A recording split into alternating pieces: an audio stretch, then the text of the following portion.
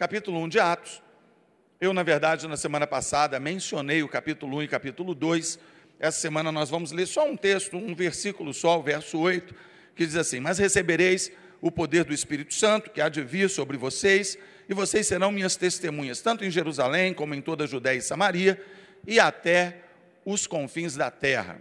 Na verdade, é um texto que nós estamos lendo para tentar respaldar da base a nossa mensagem, considerando que nós estamos falando a partir do domingo passado acerca de avivamento. E no domingo passado, nós apresentamos alguns números acerca de algumas estatísticas de alguns países que têm um percentual bastante considerável de cristãos evangélicos, e nós percebemos que dentro desses países ou das realidades que nós mencionamos, nós não vimos qualquer tipo de mudança, nós não percebemos nenhum tipo de impacto da igreja sobre a sociedade. Às vezes tem igrejas que estão crescendo, o povo está numericamente avançando, nós estamos vendo as estatísticas apontando favoravelmente acerca da igreja. Entretanto, nós não estamos vendo mudanças significativas, substanciais, em termos de estrutura de sociedade. E se nós temos crescido como igreja, e a igreja é o sal da terra e luz do mundo, então nós precisamos crer, precisamos entender que se estamos vivendo um avivamento, nós precisamos causar impacto a nível de sociedade. E foi basicamente isso que nós falamos semana passada. Nós não tínhamos ideia de estar ministrando 2 domingos seguidos acerca disso, mas nós mostramos que o avivamento, eles surgiram com oração, perseverança e santidade. E foi dentro disso que nós fechamos a ministração da semana passada. Se você não veio no domingo passado, nós temos os CDs gravados, a gente geralmente vende a R$3 para você pegar e distribuir, enfim. E a gente está colocando agora no ar um canal no YouTube, ainda não está oficializado, quando tiver a gente avisa, vai ter todas as mensagens que estão sendo pregadas nos últimos anos, e você vai poder, por tema, baixar o que você quiser. Queridos, os grandes avivamentos, eles trazem também algumas características nele que nós precisamos detectar, perceber. Antes da gente entrar nesse ponto, eu queria assim introduzir de uma forma a questionar-nos como igreja, a trazer um questionamento sobre as nossas vidas. Hoje, nós temos visto, como falamos semana passada, um número bastante considerável de pessoas, públicas inclusive, se declarando cristãs evangélicas. E quando nós pensamos em alguns nomes, pessoas que têm, de certa forma, fama dentro da sociedade atual, nós começamos a perceber o porquê que as igrejas não fazem diferença da forma como nós gostaríamos que fizessem. Eu não sei se você sabe, mas o Neymar diz que é crente. Não é uma questão de julgamento, eu sei que a profissão dele exige uma série de situações relacionadas a controle emocional, a estresse durante o exercício da função dele, e que muitas vezes faz com que ele saia da graça. Não é? Às vezes nós, jogando a pelada da gente, temos que chamar o pessoal e lembrar que o pessoal é crente, né? Porque então acaba dando problema. Ô irmão, você é crente. Não, eu só quebrei a perna do outro ali, é coisa simples. Mas ele não percebe, ele esquece que é crente. Enfim, mas tem coisas mais interessantes. A Gretchen, eu não sei se você sabe, mas ela se diz evangélica. A Monique Evans se diz evangélica. Alguns meses atrás, eu quando entro na minha caixa de mensagem, eu não sei porquê, eu quando entro no meu computador, primeiro abre ali o Yahoo, eu não sei como tirar, acaba vindo algumas mensagens, algumas interessantes, a maioria eu só passo os olhos e vou adiante. E tinha uma mensagem muito interessante, alguns meses atrás, dizendo assim: atriz pornô fulana de tal se declara evangélica. Aí eu tive que abrir para saber qual era. Tinha foto não, tá? Só para vocês ficarem tranquilos. Tinha só a entrevista dela. E ela declarou lá num programa de uma apresentadora conhecida o seguinte: eu sou atriz pornô, eu faço os meus filmes, o meu trabalho, mas a minha profissão não pode interferir na minha fé. São duas coisas distintas. Eu tenho relação de uma forma profissional com a pessoa, é filmada, é colocada na rede, mas isso é a minha profissão, a minha fé não tem nada a ver. Bom, dentro da tese da irmã, nós poderíamos dizer que nós podemos agora ser traficantes, e não tem problema nenhum. Afinal de contas, seria a nossa profissão. É mais ou menos a mesma coisa, exceto pelo fato de uma ser criminalizada e a outra não.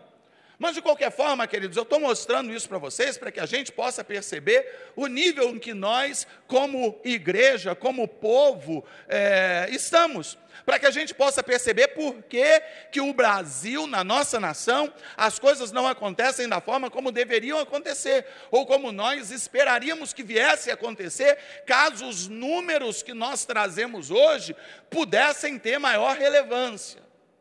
Veja alguns números que eu dei uma pesquisada essa semana na internet. Em 50 anos, nós passamos de 3% da população para 25%. Esses são números de 2014, foram os últimos que eu encontrei. De 3% para 25%, em média, da população. Isso significa, amados, que hoje nós somos 1/4 da população. De cada 4 pessoas, uma é evangélica, mas ainda assim nós não temos trazido um impacto considerável para a nossa nação. Por quê? Porque o nível está fraco.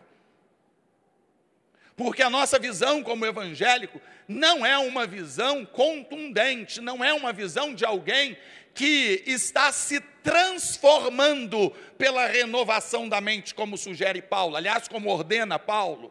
Mas, ao invés disso, nós é que estamos nos conformando com o mundo, ou não é isso que tem acontecido nos nossos dias. Se nós olharmos o padrão do cristianismo atual, nós vamos perceber claramente que nós é que estamos, via de regra, nos conformando ao mundo, tomando a forma do mundo. E isso tem chegado a um ponto que é absurdo, de modo que nós temos percebido isso no dia a dia da igreja, e parece que todos sabemos que algo precisa ser feito. Essa semana, na quinta-feira, na reunião do Conselho de Pastores, aconteceu algo que eu me surpreendi. Eu fiz o anúncio desse seminário, Relacionamento de Santidade, e eu, como não quero problema, e eu sei que essa visão é uma visão agressiva, e alguns poderiam dizer extremista. A palavra é essa, é uma visão extremista, e eu então avisei dessa forma, os pastores reunidos, aqui, para quem não sabe, é aqui que nós fazemos a reunião do Conselho de Pastores da cidade. Então eu levantei o cartaz, assim, timidamente, como Neizinho pediu para eu anunciar. Então eu anunciei, queridos, olha, relacionamento de santidade, isso aqui nós vamos receber o autor desse livro aqui, e ele vai trazer uma palavra sobre isso, porque eu estimo aí que 70%, 80% dos casais de namorados evangélicos nos nossos dias, eles transam antes do casamento sem nenhum problema, e nós acreditamos que algo precisa ser ensinado acerca disso. Então, é uma visão assim extremista, porque ele elabora ou ele ministra acerca daquela visão próxima ao cortejo, acerca de não tocar antes do casamento. Enfim, eu dei uma palavra sobre isso, então só para vocês saberem, nós não vamos trazer isso como regra para a igreja, mas vamos mostrar o projeto, a visão. Aí sabe o que aconteceu? A pastorzada avançou nos cartazes, todo mundo quis. Todo mundo que, não, eu vou levar isso aqui, vou mandar minha juventude, eu vou trazer não sei quem e tudo mais. Todo mundo quis. Por quê? Porque eles estão cansados de administrar determinadas questões relacionadas ao problema da relação entre namorados na igreja. Dentro da igreja é um tal de um ficar com um e o outro ficar com o outro, que você fica doido, você nem sabe mais quem é que está namorando quem, porque toda hora troca. Toda hora troca. O fulano, seu namorado, não é mais fulano não. Agora é o Beltrano, não, é ciclano, esse já foi também, pastor. A fila andou. A fila vai andando assim. Bom, então essa é a questão. Em 50 anos de 3% para 25%, mas mudança que é bom, nada. 30 mil igrejas abertas no Brasil nos últimos 4 anos. Nos últimos 4 anos, 30 mil templos religiosos foram abertos no Brasil. E por que não há diferença? Por que o nosso povo continua um povo corrupto? Por quê? Por que no Espírito Santo, na semana passada, houve aquela confusão, falta de policiamento e pessoas que não têm, teoricamente, aquela índole ou aquela marginalização que nós temos como tradicional, ou seja, gente do povo que estava passando pela rua casualmente, vê uma loja sendo saqueada e entra também para saquear. Como que é isso? Como que é isso? 30 mil templos abertos em 4 anos, e não faz diferença na nação. Eu não sei se você recebeu uma mensagem nas últimas 2 semanas, alguém dizendo assim: a paz do Senhor, irmãos, meu nome, eu sou a pastora Patrícia. Quantos receberam o áudio da pastora Patrícia? Não vou perguntar quem repassou, não. Não vou te expor. Aí o que acontece? Acontece que traz um número. O número, ela dá um número do telefone. Eu nem tinha visto o número porque eu não aguentei. Na boa, eu não aguentei ouvir aquele áudio até o final. Quando eu vi as primeiras frases, eu falei: tenho mais o que fazer, eu vou cuidar da minha vida, enfim. Né? Mas então deixei isso quieto para lá. E obviamente não repassei para ninguém. Queridos, no final, depois começou a rolar um cartaz, um banner lá oferecendo orações e tudo mais, e o número da pessoa, o contato, de um telefone de Brasília. Então agora me aparece um pastor falando na internet, eu recebi esse áudio também, e o pastor diz o seguinte: irmãos, eu liguei para o número, e esse número é de uma fotógrafa lá de Brasília, a mulher precisa do telefone para trabalhar, isso é um trote, aquilo ali é uma brincadeira, que inclusive quem gravou o vídeo depois veio dizendo assim: irmãos, aquilo é só uma brincadeira, tá? Era uma brincadeirinha. Ela ficou 2, 3 minutos falando, jogando conversa fora no Facebook, no WhatsApp, e agora com 10 segundos ela diz que foi uma brincadeirinha e fica tudo por isso mesmo. Gente crente fazendo brincadeirinha na internet, expondo o nome do Evangelho, e nós, como igreja, repassando esse tipo de lixo, porque achamos bonito e engraçado, e depois não sabemos porque que o avivamento não vem. Não vem. Jeremias, ele diz assim, lá no seu livro, no texto do seu livro, ele diz assim: os sacerdotes se converteram e o povo não me busca porque lhes falta vergonha, porque eles nem sabem o que é isso. Amados, me perdoa a força do termo, mas em alguns momentos nos falta um pouco de vergonha na cara, para a gente começar a ver o que é evangelho, ao invés da gente ficar brincando de igreja. E então esse pastor, ele diz o seguinte: essa fotógrafa, eu liguei para ela, ela quase desligou na minha cara, me ameaçou de processo e disse que não aguenta mais crentes ligando para ela, ameaçando ela, xingando ela, falando desaforos para ela, crente em defesa do evangelho, xingando a mulher. A mulher está com aversão de crente por causa desse áudio. Sabe o que é isso? Brincadeirinha de crente. Porque a gente não tem o que fazer, a gente não tem alma para ganhar, a gente não tem evangelho para pregar, a gente não tem ninguém para consolidar, a gente não... Enfim, o que a gente está fazendo, queridos? O que nós estamos fazendo? 30 mil igrejas em 4 anos que não trazem impacto para a nação. 30 mil igrejas que não passam impacto para a nação. Por quê? Deixa eu te dizer por quê?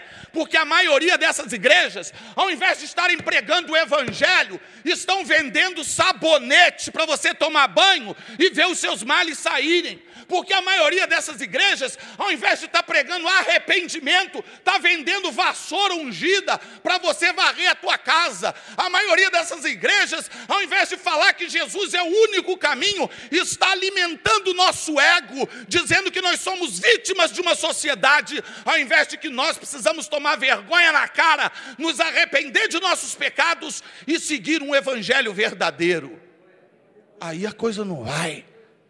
Porque a maioria das igrejas, infelizmente, é só isso. Você liga num canal de TV evangélica, dá vergonha de dizer que é crente. Liga a rádio da cidade, inclusive, dá vergonha. Porque a teoria é que você toma um banho de um sabonete lá, que eu não sei qual é desse sabonete, e os demônios saem. Agora deve ser espírito de porco. Porque toma um banho, ele sai.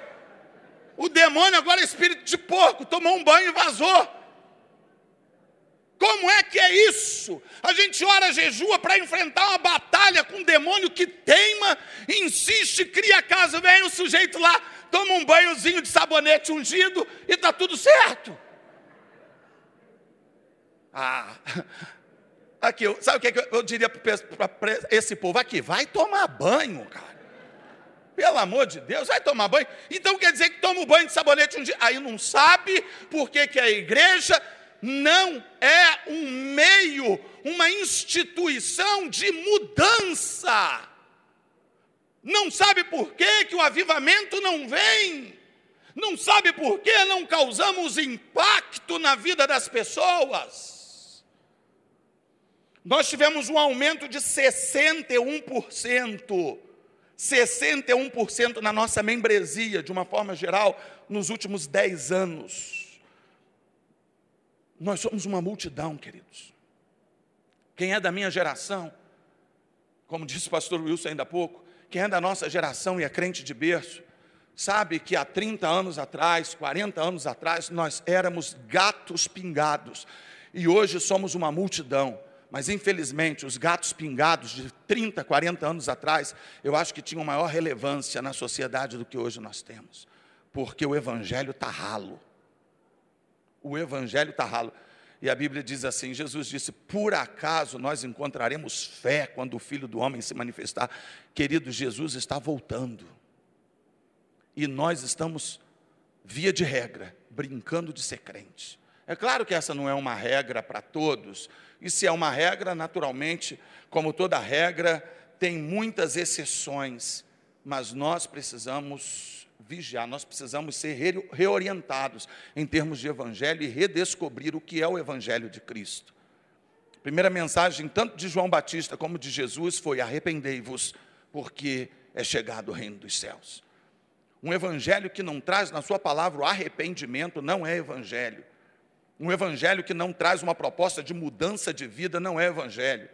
O evangelho que consegue associar a profissão de prostituta, de atriz pornô, ou esse tipo de coisa, com o evangelho, isso não é evangelho, porque são coisas absolutamente incompatíveis, não tem como associar, mas nós estamos com naturalidade, acoplando tudo numa coisa só e dizendo que não tem nada a ver. Afinal de contas, nós somos crentes inclusivos. Aliás, agora está na moda isso, a igreja inclusiva, a igreja que inclui, não é? Inclui todo mundo, pode vir, pode ficar do jeito que você está, porque está tudo certo.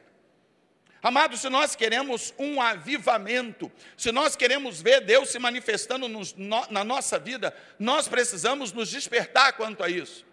Nos despertar que fizemos uma proposta de uma semana, sem murmurar e sem falar mal de ninguém. E eu vou dizer que todos, quase sem exceção, todos nós tivemos dificuldades. E eu queria chamar a sua atenção, porque eu fiz essa proposta na semana passada, justamente para que nós pudéssemos usar isso como ilustração hoje, ou sobretudo para isso. Nós não conseguimos cumprir os princípios básicos do Evangelho, não falar mal dos outros e não murmurar. Isso daí não é mais do que obrigação, isso é princípio do Evangelho, e nós não conseguimos fazer o básico, nós não conseguimos viver o básico. Então não adianta nós virmos para a igreja buscar Deus, buscar avivamento, porque nós teremos movimento, mas não avivamento, porque o avivamento não começa através de línguas estranhas e glória a Deus, movimentação e barulho na igreja. Avivamento causa barulho e impacto no mundo. Avivamento causa reboliço tanto aqui dentro como lá fora, através de uma mudança radical na nossa vida. E se nós não conseguirmos cortar as coisas básicas da nossa vida, aquilo que nós percebemos claramente que está trazendo prejuízo para as nossas vidas, nós não vamos conseguir. Nós precisamos rever nossos conceitos, nós precisamos rever as nossas posturas, precisamos rever os nossos posicionamentos, precisamos rever o que nós chamamos de cristianismo. Nós precisamos rever tudo isso. Então, olhando para a história, nós começamos a perceber que os grandes avivamentos trazem determinadas, ou tiveram determinadas características importantes que nós precisamos observar. Em primeiro lugar, o avivamento traz quebra de tradições. Quebras de algumas tradições. Eu me lembro, há uns anos atrás, quando eu preguei acerca de avivamento e quebra de tradição. Era lá na Alberto Brown. Eu iria fazer isso hoje aqui, mas aqui não dá, em função da galeria, nós teríamos problemas. Eu não sei quantos lembram, lá na Alberto Brown, talvez há 10, 15 anos atrás, nós mudamos as cadeiras de posição. Você entrou no culto e as cadeiras estavam tudo contrário. E eu botei uma caixinha lá no final da igreja e subi em cima e comecei a pregar lá. E as pessoas ficaram assim, desconfortáveis, porque as pessoas já iam entrando, assim o louvor, a palavra, sendo ministrada, quem chegou mais atrasado, já chega depois do louvor, né? Aquele pessoal que já chega do meio do culto para lá, pessoal que às vezes não sabe o horário do culto, é visitante, né? Só isso, é claro que não é gente antiga na igreja. Aí chegava e entrava, a porta era mais ou menos no meio da igreja, então já entrava, eu lembro que eu estava pregando, teve uma que entrou assim, e já foi andando para frente. Quando ela olhou, ela fez assim, ó. Porque ela deu de frente com o povo, aí ela ficou desorientada, olhou, eu falei, pode sentar, irmã. Aí ficou olhando, ela não sabia o que fazer, porque, é claro, ela estava acostumada com o ambiente. O ambiente, ela esperava as cadeiras viradas para cá e de repente estão para lá. A gente tem algumas tradições interessantes. Você entra aqui no culto, eu já falei sobre isso algumas vezes. Você entra no culto, você tem o seu lugar ali para você sentar, né? Eu sento mais ou menos ali do lado esquerdo, na terceira, quarta fila. O dia que está ocupado, se você tiver de passar para o outro lado, você fica desconfortável. Você tem a sensação de que você está até em outro lugar. Eu acho que depois que a gente derrubar essa parede, for para lá, a gente vai estranhar. Gente, é aqui mesmo.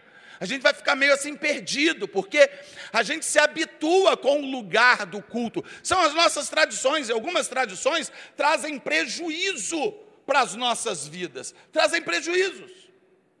E quando nós olhamos na Bíblia, nós percebemos claramente que Jesus, quando veio, ele causou um impacto na tradição. As pessoas do tempo de Jesus, aquelas pessoas, elas tinham se acostumado com a religião, mas não eram mais crentes, não. E eu digo crente não em Jesus, não no Messias, eles aguardavam o Messias, mas não haviam, obviamente, recebido Jesus como Messias. Aquelas pessoas, os judeus, eles estavam seguindo a religião certa. Os escribas e fariseus estavam seguindo a religião certa, eles aguardavam o Messias. O erro deles foi não terem reconhecido Jesus como Messias, estão esperando até hoje. Mas eles estavam na religião certa, mas na religião certa, eles eram tão tradicionais, eles tinham tanto na sua mente engessada a forma como as coisas deveriam se desenrolar, que quando Jesus veio, fora do padrão estabelecido na mente deles, eles não reconheceram. E isso é um problema, porque às vezes nós temos na nossa religião, ou na nossa religiosidade, padrões estabelecidos na mente. E quando as coisas acontecem fora do nosso padrão, nós estranhamos. Quando o louvor sai do nosso padrão, nós não conseguimos adorar. Quando a mensagem sai fora do nosso padrão, nós não conseguimos receber. Quando qualquer coisa no culto acontece fora da nossa caixinha, nós não conseguimos nos alimentar do Senhor. Por quê? Porque nós temos o nosso padrão. A religião, seja lá qual for que nós tenhamos, ela ditou um padrão de conduta, de comportamento, que é diferente, às vezes, do padrão que Deus quer se manifestar. E, amados, Deus nunca, mas nunca vai se manifestar fora dos princípios da sua palavra. Mas se a forma dele se manifestar não contrastar de nenhuma forma com os princípios da palavra dele, então, amado, ele é livre para se manifestar da forma como ele quiser. Mas nós às vezes erramos e nós não recebemos por causa do padrão que estamos acostumados. Eu recebi um vídeo, foi ontem à noite, aí eu fiquei até tarde assistindo aquele vídeo do Culto Fé, lá da Igreja Batista da Lagoinha, e o pastor André Valadão dando assim uma palavra dura para a igreja, mas dando um sacode mesmo na igreja. Não sei quantos tiveram a oportunidade de assistir esse vídeo, coisa de 2, 3 minutos, e ele fala assim: semana passada, eu fiquei envergonhado semana passada, nós trouxemos aqui um dos líderes da Operação Lava Jato, um crente que veio pregar para a gente, e ele começou a pregar, mas a mensagem dele estava fora do padrão.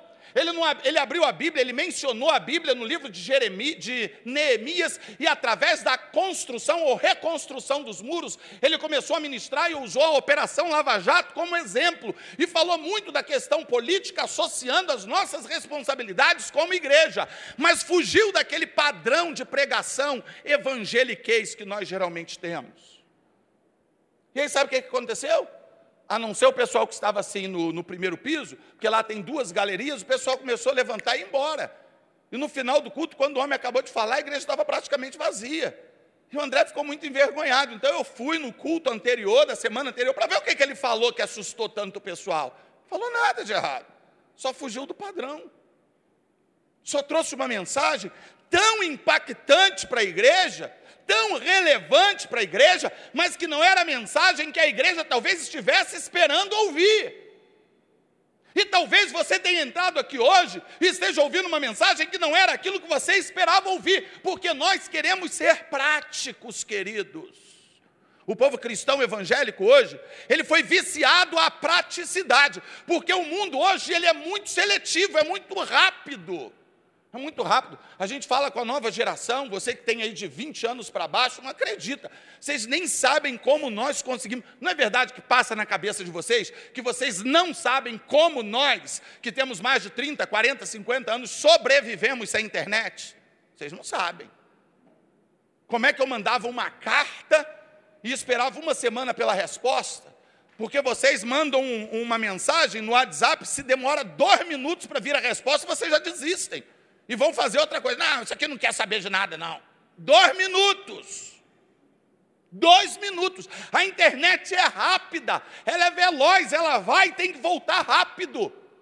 Nós não sabemos, essa geração não sabe o que é ficar na fila de um orelhão, com uma ficha na mão. Com uma ficha na mão, esperando para fazer contato com alguém. E orar para a pessoa estar lá, tem que marcar o horário para ligar. Vocês usam o termo, e agora é que caiu a ficha, mas não sabe nem de onde veio esse termo. Nem sabe de onde veio. Então, a Igreja Ceifa também é cultura, era dos orelhões. A ficha tinha que cair para completar a ligação, entendeu? Então, quando completa a ligação é porque a ficha caiu. Então, nós somos assim rápidos, nós queremos as coisas muito rápidas, muito imediatas, e nós importamos isso lá do mundo, da atual geração, para a igreja.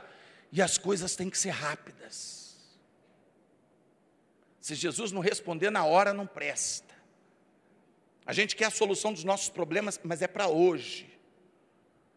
Nós queremos que Deus fale agora.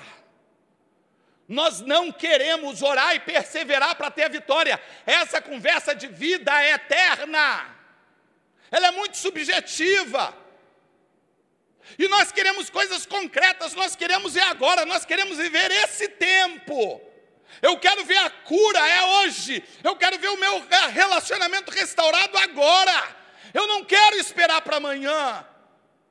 Então não cabe dentro da estrutura dessa geração a perseverança, a quebra de tradições, e estarmos firmados na palavra, vivendo os princípios, para que por meio dos princípios nós sejamos abençoados, salvos, fortalecidos. Não cabe. É muito mais simples, por isso que é muito mais simples pegar um galinho de arruda na igreja tal e levar para casa e botar debaixo do travesseiro. É muito mais fácil acreditar que você vai pegar a fronha ungida, a toalha do suor do apóstolo e botar lá debaixo do travesseiro e o fulano vai se converter, do que testemunhar para ele e ganhar pelo poder do testemunho. É mais fácil e a gente acredita nisso. A gente acredita nisso. As nossas tradições estão sendo abaladas. Nós temos tradições que nós herdamos lá do passado e que precisamos confrontar. Tradições religiosas, tradições da modernidade. Mas Jesus, ele não está aqui para ler na cartilha de ninguém, não, amado. Eu sei que às vezes isso é duro, eu sei que às vezes é pesado. Mas Jesus, quando veio, ele também confrontou, agrediu, chocou muita gente. Ou você acha que não foi chocante para Pedro ouvir: para trás de mim, Satanás, porque você não cogita das coisas de Deus? Você acha que foi legal para o discípulo ouvir isso? Você acha que foi legal para as pessoas que saíam das grandes cidades e iam até o Jordão, ao lado sul do Jordão, numa região seca, que era a região da Baixa Judeia, para chegar para serem batizados e ouvirem de João Batista: raça de víboras, quem foi que sugeriu para vocês que vocês poderiam fugir da ira vindoura? Produzam frutos dignos de arrependimento. Foi fácil para eles? Não. Porque eles queriam ser batizados e ir embora para casa purificados, igual eu. Eu quero ir na igreja, pegar a fronha ungida, levar para minha casa, e enquanto eu durmo, o Senhor me abençoe. E ainda aplica um princípio bíblico. Não, porque está escrito: Deus dá aos seus enquanto dorme. É desse jeito. É desse jeito. Então os escribas e fariseus, eles chegavam diante de Jesus e queriam que ele, Jesus, se manifestasse dentro dos seus padrões. Eles queriam que Deus se manifestasse dentro da sua religiosidade. Mas Jesus não está aqui para cumprir os meus padrões e os meus princípios de religiosidade. Não é Ele que tem que agir de acordo com a minha vontade. Você sabe que não é assim. Somos nós que temos que nos enquadrar dentro da vontade e dos projetos dele. Então as tradições, elas precisam acabar. As tradições precisam ser quebradas. As tradições que não conseguem encontrar base escriturística, ela tem que cessar. Nós precisamos respaldar a nossa fé nos princípios da palavra de Deus. Amado, eu sei que isso é desconfortável, mas nós estamos falando de princípios da palavra de Deus. Princípios da palavra de Deus. Eu vou em entrevista com um ex-jogador de futebol chamado Casagrande.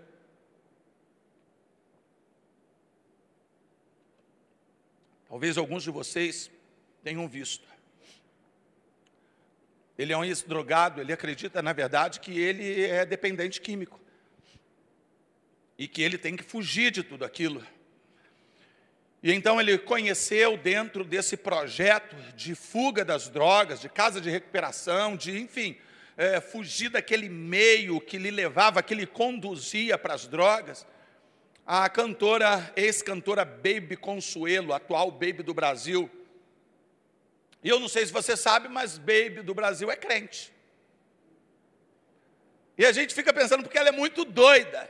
Ela é muito doida, ela tem um cabelo doido, ela tem a forma de se vestir doida, ela tem um linguajar doido, ela tem um palavreado doido, mas ela é crente. Mas é crente a mulher. Ela teve uma entrevista, se eu não me engano, o Jô Soares perguntou a ela: então quer dizer que você agora é levita na casa do Senhor? Eu sou levita na casa do Senhor. Por que levita? Ela falou: não sei não, mas eu acho que é porque quando começa a cantar o povo levita. Aí eu falei: eu não acredito nisso. Ela está brincando comigo.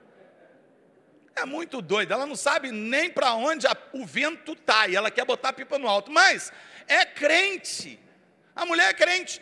Aí o Casagrande falou assim, em rede nacional, para todo mundo ouvir: nós estamos namorando, mas a Baby já impôs para mim que sexo só depois do casamento. Aí o pessoal: hã? Pois é, a gente cheio de tradição, a gente cheio de religiosidade, fazendo tudo o que tiver afim. E a mulher muito doida, que não tem tradição nenhuma, mas está vivendo dentro de princípios. Pode não ter conhecimento de quase nada, mas está guardando o princípio. Você entende, amados? Às vezes nós queremos achar que crente é aquele que está vestido dentro do nosso padrão, que crente é aquele que fala com o linguajar no nosso padrão, que crente é aquele que olha e faz as coisas dentro do nosso padrão, mas não é isso. Crente é aquele que vive princípios da palavra de Deus, ainda que tradições estejam sendo quebradas, mas os princípios estão sendo vividos. Os princípios estão sendo guardados e o testemunho está sendo dado. O testemunho está sendo dado. Uma cantora muito doida, mas princípios estão sendo guardados. É para isso o cantor crente. Aí diz assim: não, porque agora eu estou cantando lá para o mundo, porque Deus falou que eu estou acima da média. Aí é o crente. O crente. Pessoa com tradição, cheio de paradigmas que não tem referência dentro da palavra, e as pessoas às vezes doidas, do nosso conceito, do nosso ponto de vista, doida, e que está quebrando paradigmas. Queridos, eu não quero que você esteja remando contra a maré, eu não quero sugerir que você tenha que ser doido, eu não quero dizer que não haja tradições dentro da igreja que não sejam boas, tem tradições que são muito boas, mas nós precisamos estar abertos para o mover de Deus, se é que queremos experimentar avivamento. Nós precisamos estar abertos ao mover de Deus, ao poder de Deus, ainda que esse mover venha fora do nosso padrão, da nossa caixinha. Porque Deus não está nem aí para as nossas tradições, Ele está aí para os seus princípios. E princípio é uma coisa, hábito e tradição é outra completamente diferente. Se nós queremos ver grande avivamento, precisamos entender que grandes avivamentos trazem exageros. E nós precisamos discernir o que é poder de Deus e o que é exagero. Se nós queremos experimentar avivamento, nós precisamos entender que sempre em todo avivamento vai haver excessos, e nós vamos precisar ter discernimento para isso. Nós estivemos mencionando no domingo passado 3 avivamentos específicos: o da Azusa, do avivamento que aconteceu também em Atos dos Apóstolos, e nós mencionamos ainda um terceiro avivamento que foi muito marcante, histórico, que foi justamente a Reforma, que não foi um avivamento de poder de Deus, mas foi um avivamento teológico, dentro dos princípios de Deus para as nossas vidas. Agora ouça, eu li um livro sobre o avivamento da Azusa, que foi um dos avivamentos assim mais marcantes do nosso tempo, e um dos líderes, ele dizia o seguinte: eu não queria chamar atenção para mim, eu não queria chamar atenção para mim, eu não queria que as pessoas olhassem para mim, eu queria ver o poder de Deus se manifestando, e a igreja, o templo ficava lotado. Ele dizia: então eu levei uma caixa para dentro da igreja, e ele deixava no púlpito, porque quando o poder vinha e o mover acontecia, eu botava a caixa na minha cabeça, para ninguém ficar olhando para mim. Falei: misericórdia, eu vou ter que arrumar para mim uma caixa de televisão ou de geladeira, para botar na minha cabecinha, uma caixa de fogão, para tapar. Aí eu fiquei pensando, queridos, olha a ideia do sujeito cheio de Deus, ele cheio de unção, mas para não chamar atenção, botava uma caixa na cabeça. Eu fiquei falando, ele fez certinho, não chamou atenção. Imagina alguém aqui entrando com a caixa na cabeça, se vai chamar atenção? Nunca, ninguém nem vai olhar para ele. Era melhor botar uma melancia pendurada no pescoço. Ele não queria que chamasse atenção para ele, e ele, com a sua reação, fez justamente o contrário. Às vezes nos falta maturidade, nós entramos por excessos e nem percebemos. Aqui, não adianta, qualquer igreja que busque o Espírito Santo vai ter que administrar excessos de pessoas que não têm equilíbrio, não tem jeito. Porque a linha que separa o espírito da alma, ela às vezes não consegue ser discernida por nós mesmos. E gente cheia de problema emocional, que precisa mostrar para si mesmo que tem Deus, aí começa a rodopiar, começa a fazer uma série de coisas que não tem nada a ver com o espírito. O Bruno, ele foi num congresso há uns anos atrás, aí ele viu a pessoa caindo na unção, caiu na unção e o telefone tocou, né? Ela atendeu, falou assim: agora eu não posso falar que eu estou na unção. Não foi assim? Mais ou menos isso, né? Isso mesmo. Ó, caiu na unção, puf, oh, aleluia, glória a Deus, o telefone começou a tocar, a vibrar. Ela: estou na unção, depois eu te ligo, agora eu não posso atender. Não sou espiritual o negócio, mas sou espiritual. A outra pessoa deve ter ficado curiosa: você não me atendeu porque estava na unção? Eu estava arrebatada, nem sabia o que era aquilo. Eu peguei, ouvi o negócio vibrando, atendi, mas olha, eu acho que nem fui eu, deve ter sido o anjo que estava do meu lado que atendeu. Isso sou espiritual, queridos. Às vezes nós somos desequilibrados, nós não conseguimos, Deus às vezes não dá determinadas coisas para a gente, porque nós não conseguimos andar dentro do equilíbrio, não é? Um homem chamado Franklin Bartman, ele admitiu lá no avivamento da Azusa, ele admitiu: só se buscava o Espírito Santo, esquecemos de Cristo, e esse foi o nosso erro. Olha o que esse homem admitiu antes e depois, que o avivamento não deu em nada. Nós só buscávamos o Espírito Santo, nós nos esquecemos de Cristo, e esse foi o nosso erro. Eu ouvi, dentro de um mover assim muito grande de avivamento, no sentido de ganhar almas, em uma das igrejas, um dos congressos que eu fui visitar, relacionados à visão celular, e o pastor disse assim: os cultos lá, ele falou comigo, os cultos lá estão tão poderosos, tão fervorosos, que nem precisa pregar, você só busca a Deus, louvor e adoração, e o povo sai cheio na hora do apelo, um monte de gente na frente. Eu falei: querido, eu sou muito amigo seu, mas muito amigo seu, para não te dizer o que você precisa ouvir. Isso não é avivamento, esse seu avivamento não vai dar em nada, porque não existe avivamento desvinculado da palavra. Avivamento sem palavra é movimento, isso não vai dar em nada. Ele ficou mal, se sentiu agredido, e hoje ele está lá passando perrengue para poder se manter como igreja, porque quando os problemas começaram a estourar, a pipocar, não teve quem pudesse segurar. Amados, o texto da palavra de Deus em Atos, ele diz que eles perseveravam na doutrina dos apóstolos. Os mais antigos querem associar esse texto a usos e costumes, mas não é isso que está escrito. Está escrito doutrina dos apóstolos, ensinamentos bíblicos. Não há como nós termos um avivamento sustentável, um avivamento duradouro, se nós não estivermos fundamentados na palavra, porque é a palavra que vai nos fazer discernir aquilo que vem de Deus e aquilo que é emoção. É a palavra que vai nos fazer discernir aquilo pelo qual podemos entrar e aquilo que não podemos entrar. Alguns anos atrás, eu estava numa reunião de pastores, não aqui em Friburgo, numa outra cidade, um conselho muito grande, e então nós estávamos ouvindo a ministração, e um pastor falou acerca de um congresso de avivamento muito forte, muito poderoso. E ele recomendou um livro, e alguém aqui na igreja, inclusive, estava lendo o livro, coincidentemente, havia me mostrado a coisa de uma semana antes.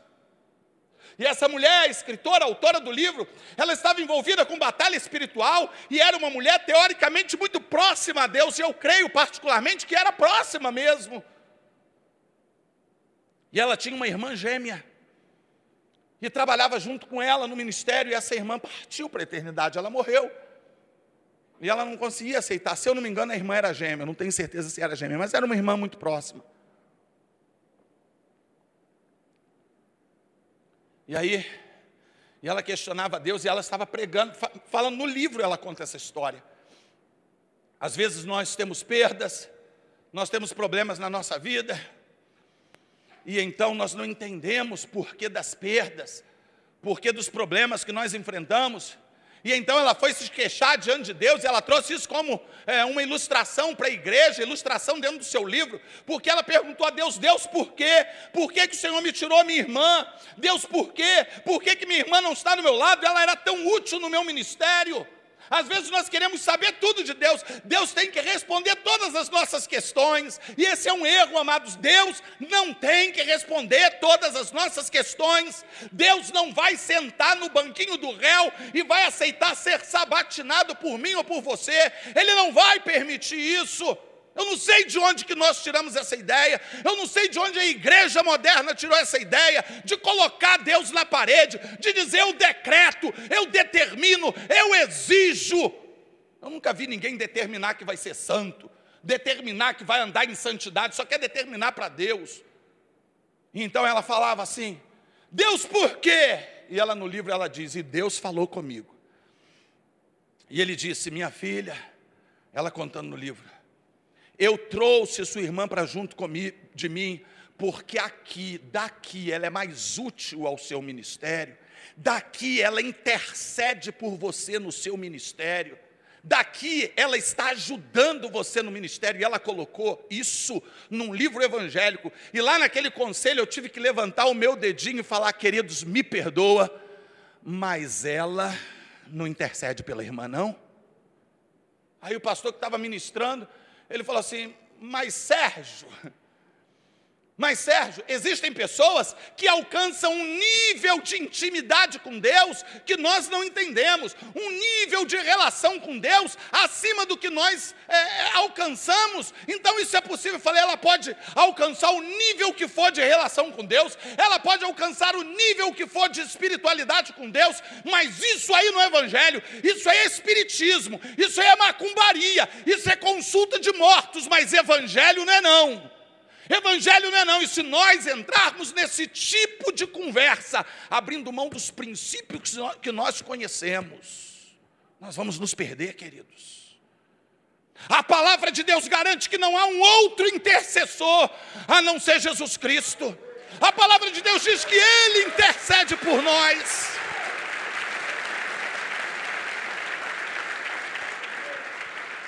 Não tem irmã, não tem pastor, não tem papa, não tem santo, não tem nada.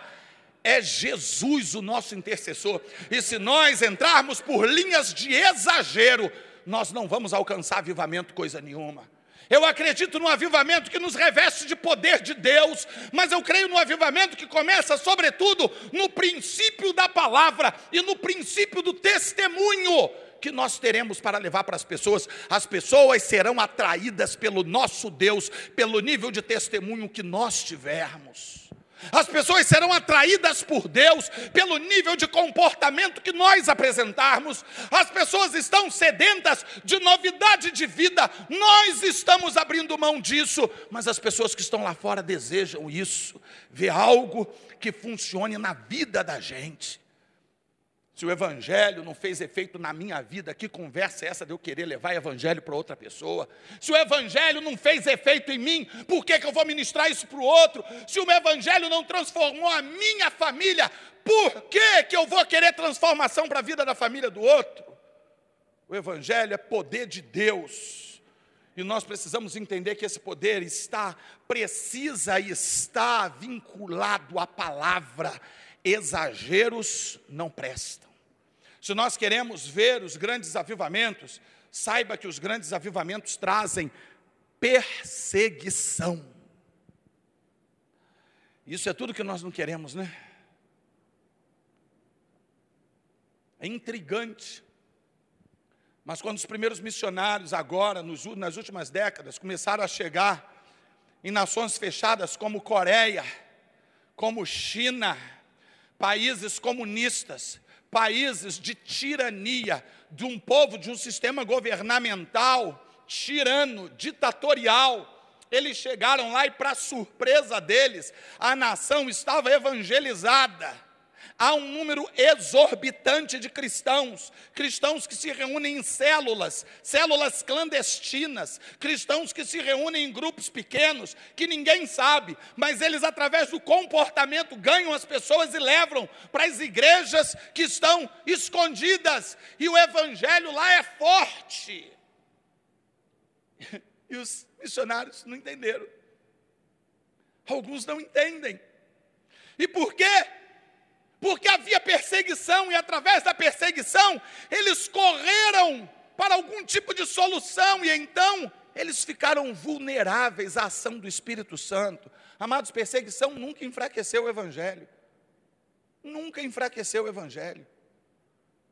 Éramos poucos há 30, 40 anos atrás, mas éramos mais fortes, éramos mais crentes. Éramos perseguidos muito mais do que nos dias de hoje. Hoje é onda ser crente. Hoje até atriz pornô você quer o quê? É onda ser crente. Tem sacrifício nenhum. Hoje é possível ser qualquer coisa e ser crente também. Esse é que é o problema. A Bíblia não abre espaço para isso. A Bíblia ainda continua dizendo que ser cristão, ser seguidor de Cristo exige sacrifício e renúncia. Mas de qualquer forma, a perseguição ela vai se levantar. Nós vemos isso na parábola do trigo e do joio.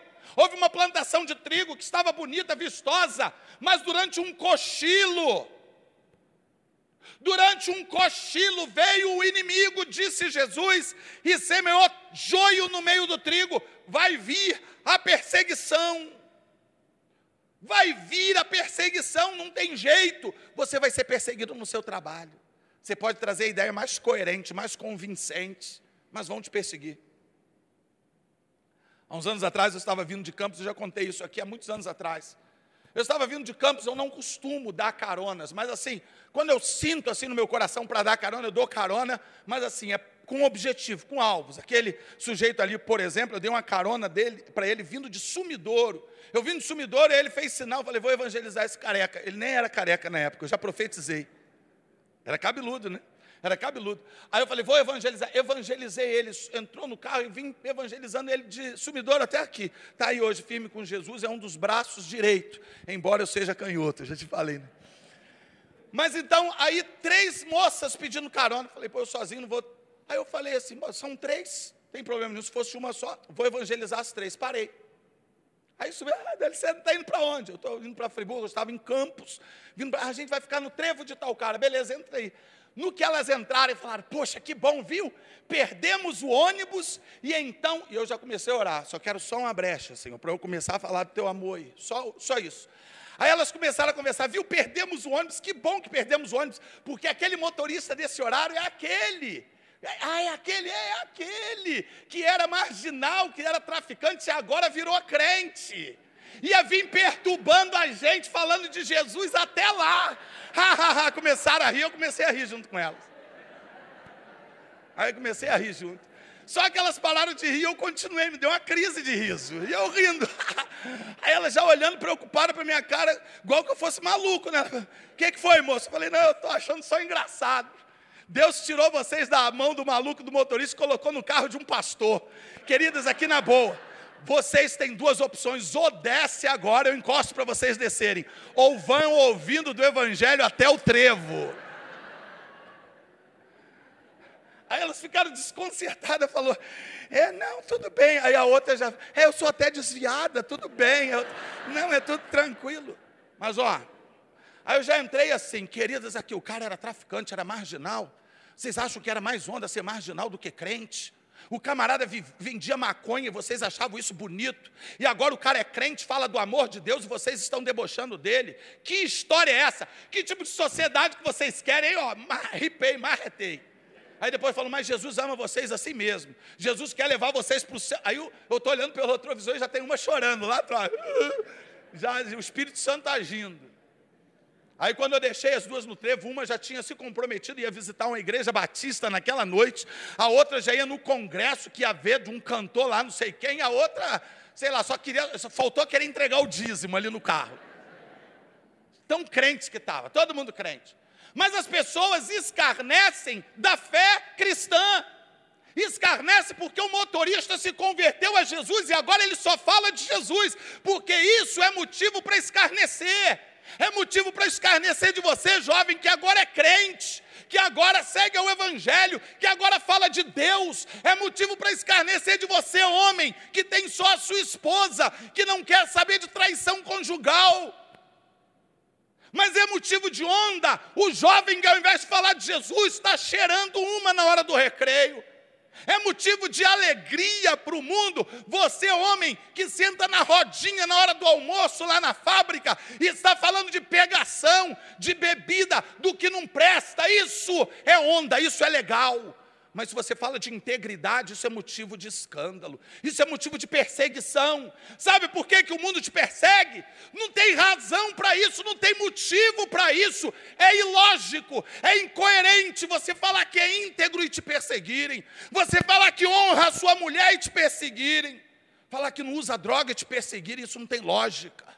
Isso é ilógico, humanamente falando. Mas a questão não é pela lógica humana, a questão é espiritual. A questão é que o príncipe desse mundo, ele reina nesse sistema de coisas. A questão é que o nosso comportamento denuncia os pecados favoritos das pessoas que estão lá fora, e elas se sentem expostas, agredidas pelo nosso comportamento. Então elas se enquadram, ou elas não vão conseguir andar com a gente. Você entende? Eu vejo um monte de crente com uma conversa assim, não, porque não tem nenhum problema ir lá na festinha tal, não tem nenhum problema beber junto com os meus amigos, eu preciso me aproximar dele. Não tem nenhum problema ir naquele baile que só tem só o que não presta, porque eu tenho que ser luz lá. Vai, eu quero ver você ser luz lá. Vou te dizer, se você pensa assim, me procura que eu vou te dizer depois do culto onde você vai estar dentro de 6 meses, 1 ano, se é que vai sobreviver espiritualmente tanto tempo. A Bíblia nos convida a não nos conformarmos, não tomarmos a forma desse mundo. Se quiserem mudança, eles que se enquadrem dentro dos seus princípios, queridos. Não abra mão do que você tem, não.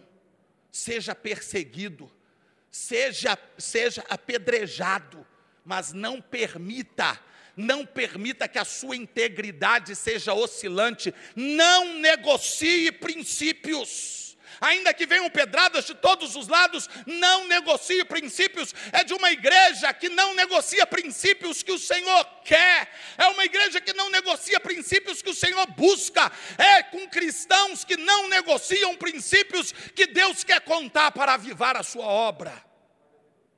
É assim que Deus quer. Talvez você saia daqui dizendo hoje assim, dura, é essa mensagem. Quem pode ouvir? Quem pode ouvir? Aquele que está disposto, aquele que quer pagar preço pelo cristianismo. Quem pode ouvir? Aqueles que estão dispostos a ser cristãos de verdade. Aqueles que não barateiam a sua fé. Nós cantamos isso nas nossas músicas, amados. Mas nós resistimos viver isso. Nós falamos porque achamos bonitos, poético até o Fernandinho falar, aqueles que não barateiam a sua fé, mas barateamos todos os dias. Nós não podemos baratear a nossa fé, amados. É através do nosso comportamento que as pessoas vão querer Deus. Nós temos a palavra de vida eterna através de Jesus. Se nós queremos mover na nossa vida dentro das igrejas, nós precisamos ver as atitudes de cristãos lá fora da igreja. Nós precisamos viver durante a semana o cristianismo, o evangelho. Sabe por que eu creio que hoje Deus pode se manifestar na sua vida? Sabe por que eu creio que Deus pode mover as águas hoje em você? Não é porque eu falei que iria pregar sobre avivamento, mas porque você tentou, lutou pelo menos, ter uma semana vivendo de uma forma um pouquinho diferente. Aí Deus já pode começar a gotejar alguma coisa sobre a sua vida. É isso. Mas a gente vive às vezes da forma como dá na telha. A gente faz do jeito que tiver a fim de fazer. Aí chega na igreja para reivindicar as coisas de Deus. Viveu do jeito que queria. Está na igreja, no templo, cheio de futebol na cabeça. Como é que deve ter sido o Flamengo e Botafogo? Está cheio de BBB na cabeça. E quem vai ser eliminado hoje? Está cheio da novela. E amanhã como é que vai ficar o capítulo?